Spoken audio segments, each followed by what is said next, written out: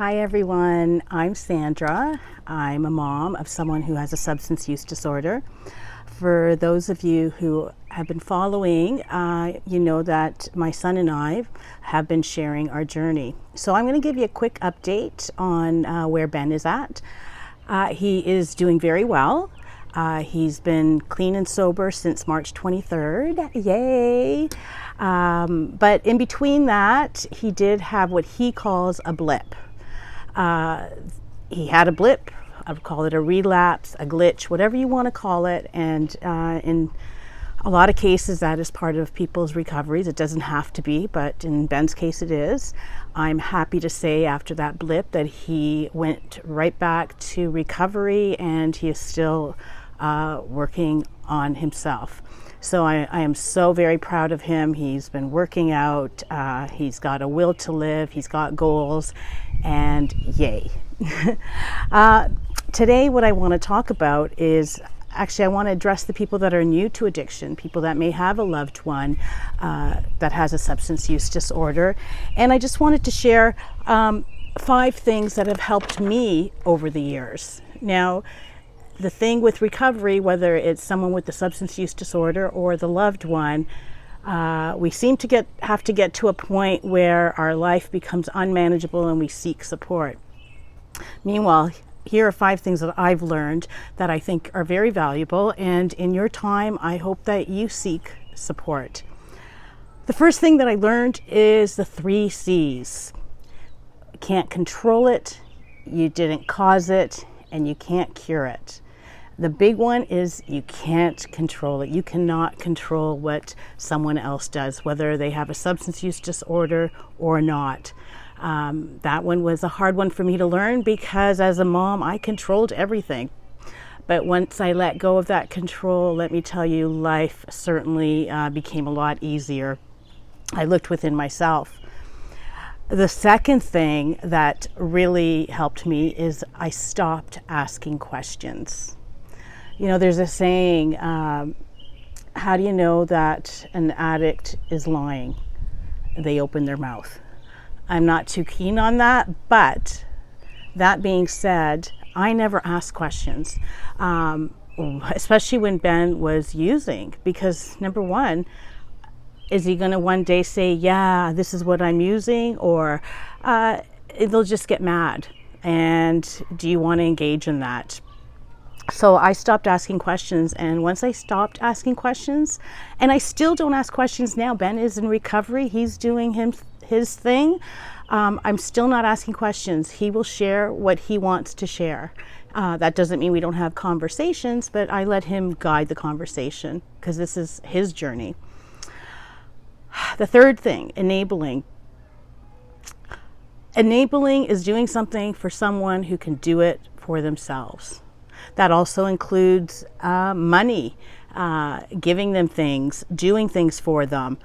I used to enable. I used to give him money because I just wanted him to shut the F up.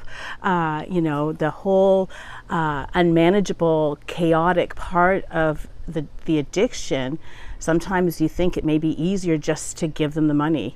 Well, from my experience, it doesn't end there.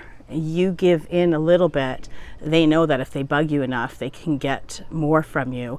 And Ben stopped asking for money. The odd time he would, but I would say no, and he already knew I was going to say no. So it's learning to stick to your boundaries. And another thing is they learn who to go to for what they need.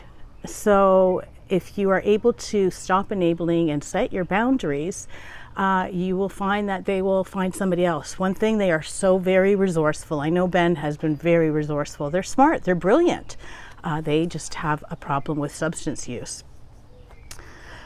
And also I wanted to add with the enabling, I found that when I got out of Ben's way, he was able to do things for himself. For instance, right now, he is advocating for himself. I stopped enabling, I got out of his way, and he is now advocating for himself. He sees a psychiatrist regularly, he's working on his meds, and he's doing it himself. He doesn't need me to hold his hand. He's an adult, and he's doing it. I'm really impressed. The fourth thing is you are not alone. You are not alone. I know that there are people that are dealing with someone who has a substance use disorder, and there's shame that's sadly attached to it, and people keep secrets, and they don't share. They think that they're alone because it's just so chaotic and insane. But I'm here to tell you that you are not alone. And if you think about it, I always say that addiction is a family disease because it doesn't only affect the person that's using, it affects anybody who loves them. So if you do the math, there may be one person, for me it's my son, who has a substance use disorder. But if we multiply it with the number of people that love him, that are close to him, this disease affects all of them. So you are not alone. There is support out there. So, reach out. There is support. I'll link some supports below for loved ones, for the person with the substance use disorder. Reach out. You're not alone. You will find a group of people that understand. And the last one, fear.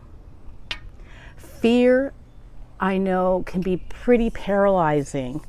I know at the beginning, fear is what drove me to do the things that I did. The things like being a private investigator, always trying to find out where Ben is. Fear of, is he alive? Is he in a ditch? Where is he? We know that this can be fatal. But I go back to the number one, that I don't have control. I can't be holding his hand. So when I started to turn fear into faith and knowing that that one day Ben would find his way, it made life a lot easier. All these points that I'm mentioning is hard work. It's hard work. But I can tell you, because I've worked at it, that I found my joy again. I know people that are out there that have not found support yet and they're dealing with addiction. I know it sounds unimaginable, but I'm here to tell you that I was you. I was you many years ago. And when I learned these things and I started to focus on working on myself, and I'm telling you, it's hard work, setting those boundaries, not enabling, knowing that I can't control, stop asking the questions, all of the above. I was able to find my joy again. I was able to make plans. I was able to live my life. No, there is support. I'm going to link it up below. Reach out and remember, where there is breath, there is hope. Take care, everybody. See you soon. Bye for now.